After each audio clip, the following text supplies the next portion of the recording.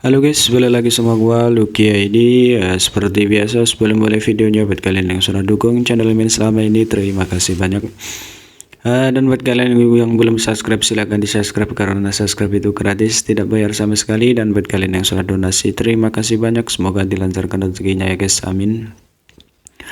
Dan jangan lupa juga nyalakan lonceng notifikasi agar tidak ketinggalan update video dari channel ini ya guys. Terima kasih dan selamat menonton. Oke, kita bacain novel Martial Back chapter 4411. Di sini diceritakan angin kencang bertiup saat pasir dan batu berterbangan di sekitar surga gua tanpa bayangan. Keempat sosok itu berhadapan dengan tenang sementara Yangke tetap tenang dan tidak terganggu. Ekspresi dari tiga penguasa gunung dari gunung yang mendalam berubah dengan cepat. Kakak laki-laki Zoya memanggil dengan lembut. Mauze menoleh untuk menatapnya dan mata mereka bertemu. Dia tidak bisa tidak mengingat semua hal kecil yang telah mereka bagikan selama bertahun-tahun.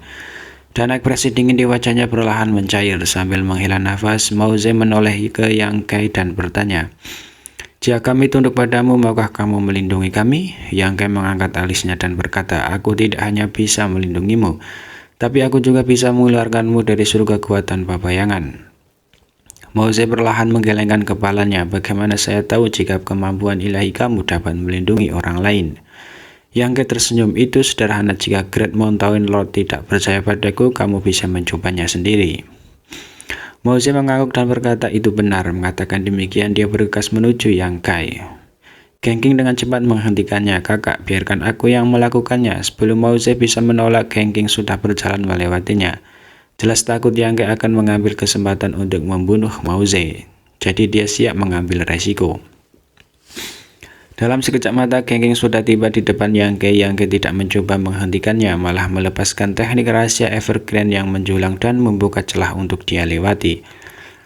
Berdiri di sebelah Yang Kai, Genking sedikit waspada saat dia mengangkat kepalanya untuk melihat konopi pohon yang menutupi langit, dan kemudian ke cabang-cabang di sekitarnya sebelum dengan cepat mengungkapkan ekspresi terkejut.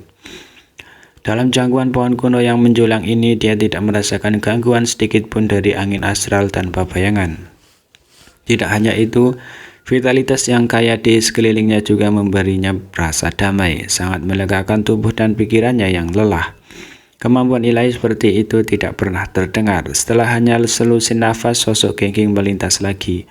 Dan sebelum dia pergi, dia melirik Yang Kai dengan rumit. Kembali ke sisi Mauze, dia diam-diam mengirim beberapa patah kata untuk memberitahukan perasaannya sebelumnya, menyebabkan mata Mauze menyipit. Setelah beberapa saat, Mauze menghela nafas dan berkata, "Lupakan saja, kita tidak punya tempat untuk bersembunyi di surga gua tanpa bayangan. Jika kamu benar-benar dapat membawa kami keluar dari tempat ini, apa salahnya tunduk pada kamu?" Jika dia bisa meninggalkan tempat ini, dia akan memiliki kesempatan untuk menerobos ke Orde ke-7. Godaan ini tidak kecil. Yang Kai bertepuk tangan dan berkata, "Tuan Gunung Agung adalah pria lugas yang tahu kapan harus menyerah dan kapan harus berdiri tegak. Dia memang pria sejati, tapi kata-kata kosong tidak berguna karena Great Mountain Lord telah membuat keputusan seperti itu. Lebih baik memiliki beberapa jaminan. Saya tidak ingin Tuan Gunung Agung menikam saya dari belakang suatu hari nanti. Lagi pula kami tidak bergaul dengan baik sebelumnya." Mauze dengan dingin mengendus, "Jaminan seperti apa yang kamu inginkan? Apakah kamu ingin kami bertiga bersumpah dengan sumpah iblis hati?" "Itu tidak perlu." Yang Kai menyeringai dan mengeluarkan sebuah buku kuno. Tersenyum ketika dia berkata, "Saya hanya akan meminta kamu bertiga menulis nama kamu di buku ini dengan esensi darah kamu sendiri dan meninggalkan merek jiwa ilahi kamu." Ekspresi Mauze sedikit berubah. "Apa ini? Daftar loyalitas?" Saat Yang Kai berbicara, dia melemparkan daftar loyalitas ke arah Mauze. Mauze mengambilnya dan membukanya hanya untuk melihat bahwa hanya ada 9 halaman di daftar loyalitas. Di halaman pertama adalah nama Chen Tianfei, halaman kedua adalah Hei He, halaman ketiga adalah Yun Qin Hua, dan beberapa halaman terakhir semuanya kosong. Menggunakan definisinya untuk menyelidiki, dia menemukan bahwa ada kekuatan yang sangat aneh dan misterius yang terkandung di dalam buku ini.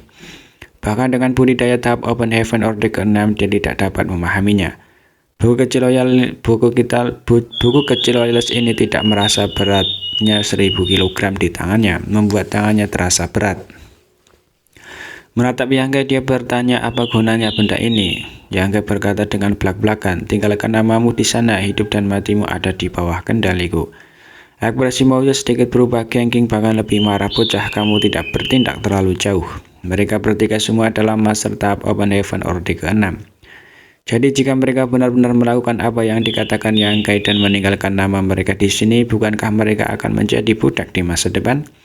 Seorang pejuang bisa dibunuh tetapi tidak dipermalukan.